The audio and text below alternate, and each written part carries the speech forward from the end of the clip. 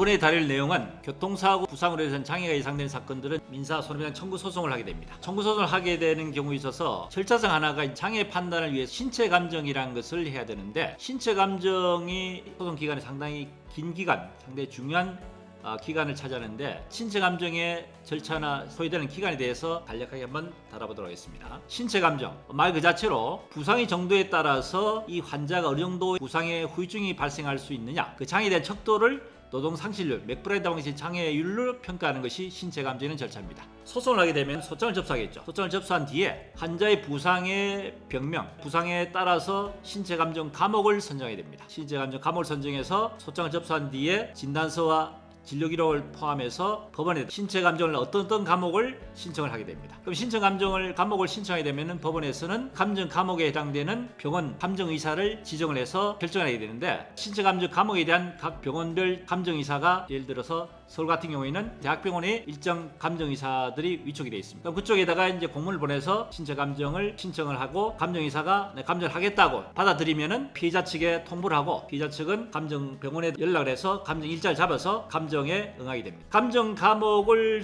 정해서 신체 감정을 신청해서 감정일까지 정해지면은 감정일 날 피해자의 소송 대리인과 같이 일정 자료를 준비해서 감정을 신청하게 되는데, 문제는 뭐냐면은 이 신체 감정을 신청해서 감정이 바로 채택이 돼서 하면 좋은데, 감정의사가 개인적 일정이라든지 진료가 많이 밀려 있다든지 또는 해외 출장이 예견돼 있다든지, 요즘 이제 의료 파업이 있는 경우에 있어서는 정상 절차대로 이루어지지 않는 경우에는 감정을 반송하는 경우도 많이 있습니다. 반송하게 되면 어떻게 됩니까? 법원에서 다른 병원의 감정의사한테 다시 촉탁 신청을 해야 됩니다. 감정을 신청하게 되면은 바로 그것이 채택돼서 감정이 진행되는 게 아니고, 감정의사가 내가 할 것이 안 할 것에 대한 답변을 해주고 그에 따라서 해야 되는데, 여러 가지 변동기 요소 때문에 감정이 지체될 수 있다는 것이 첫 번째 문제가 됩니다. 감정이 이루어지게 되면 감정을 하고 감정에 대한 회신이 오게 되는데, 감정에 대한 회신까지 소요된 기간이 상당히 오래 걸립니다. 통상적으로 감정을 하게 되면은 그 회신을 해주면 그걸 가지고 최종적으로 이 환자에 대한 장애 평가를 해서 그걸 금액 청구를 하는 거거든요. 그 회신까지 오는 기간이 보통 3개월, 아주 길게는 한 6개월까지도 회신이 지체될 수가 있습니다. 그러면 1차적으로 감정이 회신하면 그것이 끝이냐? 그렇지 않습니다. 그 회신에 대해서 원고 측이든 피고 측이든 감정 회신에 대한 내용에 대한 부분에서 뭔가 이의 제기를 할 수 있겠다. 감정 회신이 예상보다는 피해자한테 불리할 수도 있고 유리할 수 있다라고 판단된다면은 그 감정에 대한 부분에 대해서 다시 추가적으로 감정 보완 신청, 사실조회 신청을 다시 법원을 통해서 하게 됩니다. 이되면 다시 그 법원 통해서 감정의사한테 감정 보완에 대한 내용이 공문이 발송이 되면은 그 감정 보완에 대한 회신까지 오는데 또 몇 개월 걸린다는 얘기입니다. 감정 신청에서 1차 감정이가 촉탁이 돼서 감정이 이루어지더라도 1차적으로 감정 회신, 감정 보완의 회신까지 왔다 갔다 하는 시간마다 최소한 6개월 이상 시간이 소요됩니다. 또 한 가지 문제가 뭐냐면은, 감정 과목이 한 과목 내지 두 과목 정도의 과목이 적게 되면 관계없지만은 부상 등이 심하다든지 해서 감정 과목이 상당히 많이 생기게 된 경우에 있어서는 감정 과목에 대한 신청 비용도 한 과목당 40만 원이거든요. 신청 과목에 대한 비용, 과목에 따라서 검사 비용도 문제가 되지만은, 감정 과목이 여러 개 되면은 대학병원 한 군데서 그 감정 과목을 모두 진행 자체가 어려울 수가 있습니다. 이런 경우에는 한 병원이 한 2개 병원 이상으로 나눠질 수도 있기 때문에, 말씀드렸지만 1차적 감정에 대한 회신과 오는 기간,